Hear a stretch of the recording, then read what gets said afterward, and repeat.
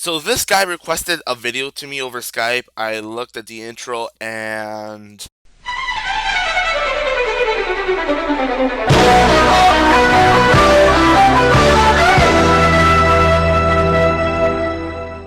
I mention I was wearing headphones and had this on full volume the first time I heard this? Needless to say, I thought I needed a hearing aid after I heard that intro. Number 5. Hats. Why are they so expensive?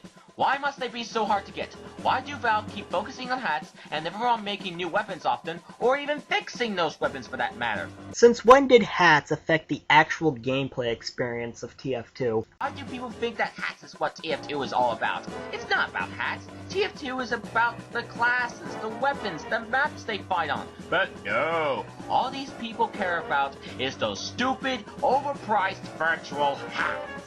Also, compared to far bigger flaws with the game industry, this is just nitpicking.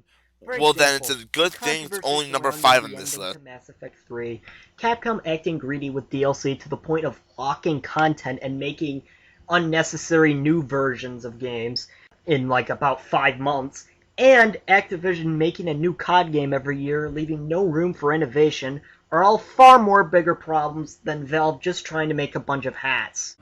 Okay, seriously though, while hats may be a nice addition to this game, but most of them are just hard to get and also expensive.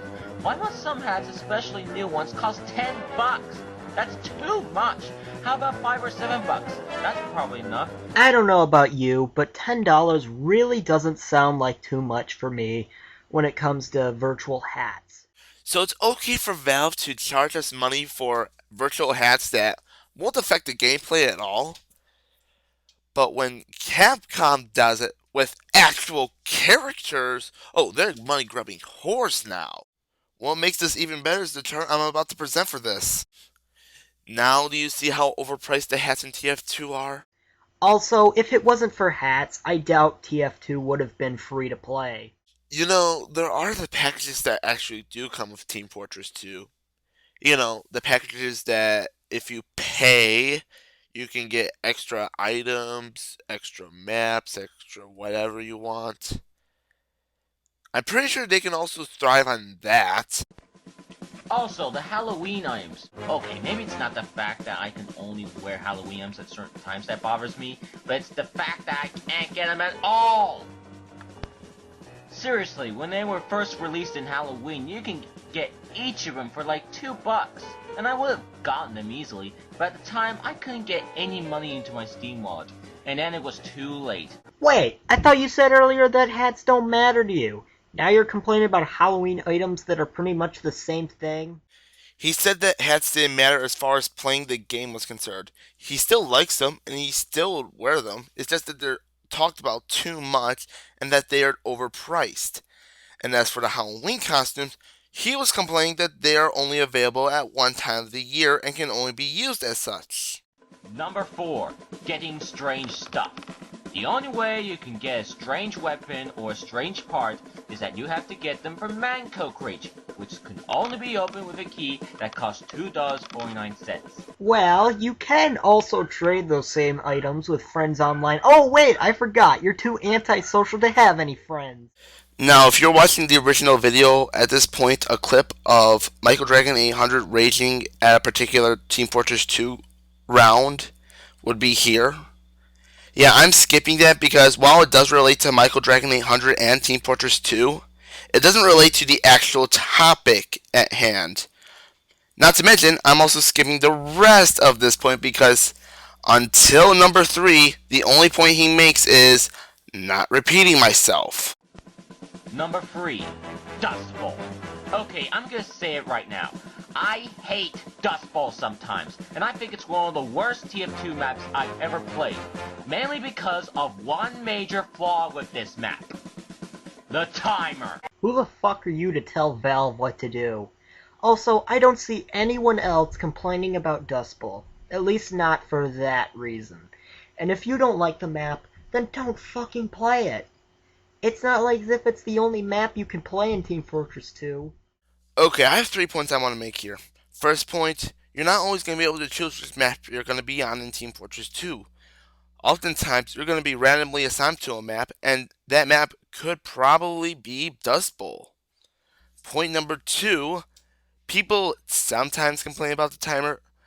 However, the point they mostly complain about is that it's too broken of a stage. I mean, Sentries get to abuse the stage like all hell, and the stage itself is defense oriented, so there you go. There's reasons why people actually don't like it. Oh, and number 3, how dare he criticize Valve? I mean, how dare he tries to point out flaws in a game that people like? Number 2, payload race. And that's all you need to know. Now on to Guri's point. Well, what about the people out there that enjoy Payload Race? How would they feel if their favorite game mode got an unnecessary gameplay change because one certain retard nitpicked it and forced Valve to change it for his selfish desires? That point would have more ground if not for 2 things. 1, Valve constantly wants to hear feedback from the people who play their games. They want to see how they can improve so that when they do, everyone will like the game better. And number 2, it's not just Michael Dragon 800 that dislikes payload races. A lot of people do. I really don't like it myself. So maybe they could modify it. Maybe they could make a second payload race and then have the audience, have the people who play the game, test them out and see which one they like better. What, were you too busy fantasizing over the fact that you're doing a commentary on Michael Dragon 800 and that might get you a ton of views to realize that you're not making any good points? Number 1.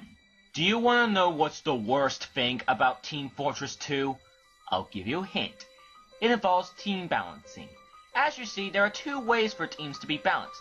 First, there's Team Scramble, where if one team is uneven or unbalanced, well, after a round ends and then starts a new one, teams will be scrambled so both teams can be fair now.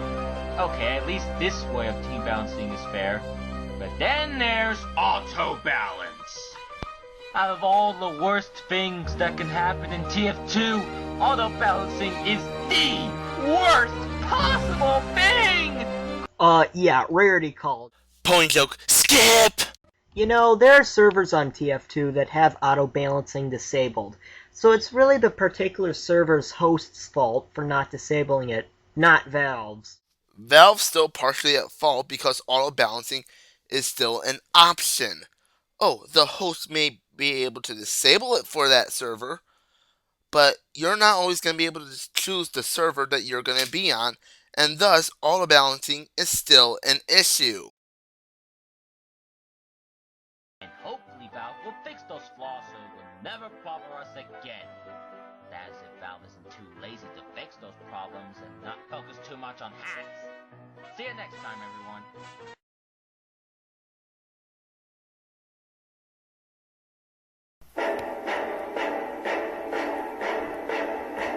And that's Point joke, skip! Oh wait, that's the end. I can't tell what's more sad. The fact that you had to end your commentary off with a My Little Pony clip, the fact that the My Little Pony clip was not funny, or the fact that the My Little Pony clip was more irrelevant than the Michael Dragon 800 Team Fortress 2 clip that you had presented earlier. In fact, that's a perfect way to describe your commentary. Irrelevant shit and unfunny jokes. So, yeah, see ya.